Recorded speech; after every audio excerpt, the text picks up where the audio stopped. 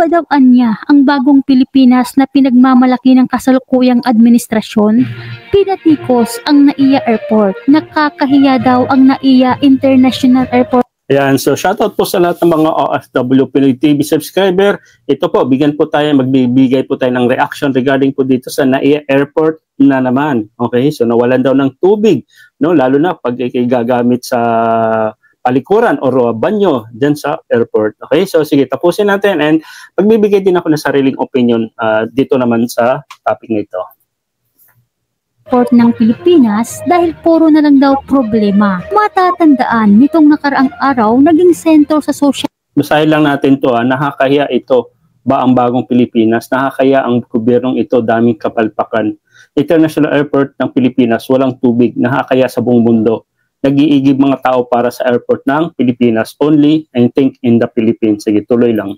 Social media ang NAIA dahil sa balitang patungkol sa mga naiwang bagahe ng mga pasahero sa NAIA Terminal 3. Ngayon ay nahaharap na naman sa matinding problema ang NAIA Airport.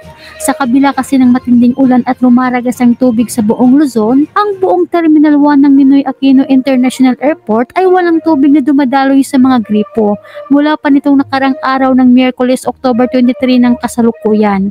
Kung kaya't ang mga CR at iba pang mga pasilidad sa loob ng Airport Terminal 1 ay walang tubig. Ang Ninoy Aquino International Airport at Terminal 1 nakakaranas ngayon ng matinding problema sa tubig. Ito'y matapos na may umano'y pumutok na pipeline patungo ng Terminal 1 kung kaya't nawala ng tubig kanina pang madaling araw. Ang mga janitress, building attendant ay nagkukumahog para mag-igib ng tubig para magamit ng mga pasahero na darating at aalis at gagamit ng palikuran dito sa Ninoy Aquino International Airport.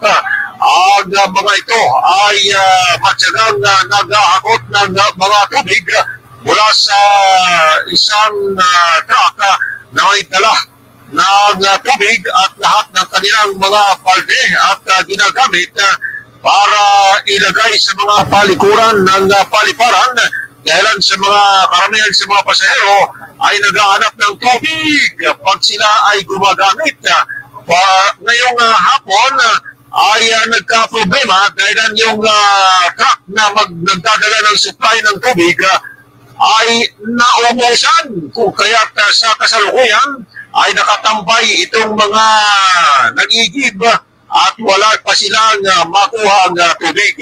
Kaya paalala sa lahat ng pasahero pang himpapawid na papasok at lalapag sa alinman sa NAIA Airport Terminal 1, 2, and 3. Kapag kayo'y gagamit ng CR, yung ihing-ihi na o taing-tai ka na, i-check nyo muna ang gripo kung may tubig ba ito bago kayo pumasok sa CR. Dahil mahirap na kung kailan pa tayo sa loob at nakaibak na tapos saka pa nating malamang walang tubig. Hanggang dito na lamang po, mag-ingat po kayo. Ayan, so thank you Ma'am Bisan Yuno Vlogs. Ayan, so subscribe na po si Ma'am Bisan Yuno Vlogs, isa sa mga suki natin. So ito naman yung aking reaction at opinion. Para sa akin, in fairness naman sa NAIA, no, gumawa naman talaga ng paraan para magkatubig. So kahit saan naman tayo, di ba, nabanggit na nasira po yung pipeline and marami pong bagyong dumaan. Of course, hindi po naman kagustuhan ng national NAIA na ganun po mangyayari, nawawalan po ng tubig, no, dyan sa NAIA. Okay, actually hindi lang naman tubig, minsan nga, di ba? So kahit papaano, in fairness naman, so hindi po kagustuhan at hindi po naman po ito laging nangyayari. Ang hindi lang po talaga nawala-wala hanggang ngayon, ang NAIA is yung talagang talamak na nakawan sa mga bagahe, lalo na sa mga OFW o yung mga passenger pauwi, papunta dyan sa Pilipinas. Hanggang ngayon, yun po yung talamak talaga. Dapat po, yun po yung dapat isolve ng NAIA management. Okay? At least po, yung ibang mga katulad niyan, minamadali yung pagpapasok pa lang, no? Yung entrance sa NAIA, pinapabilis na rin. So may improvement, wala na po yung metal detector. So may improvement ginagawa naman sa NAIA, in fairness naman, okay? So yun lang ang aking reaction and opinion dito sa video. Okay? Share this video. God bless you. Bye.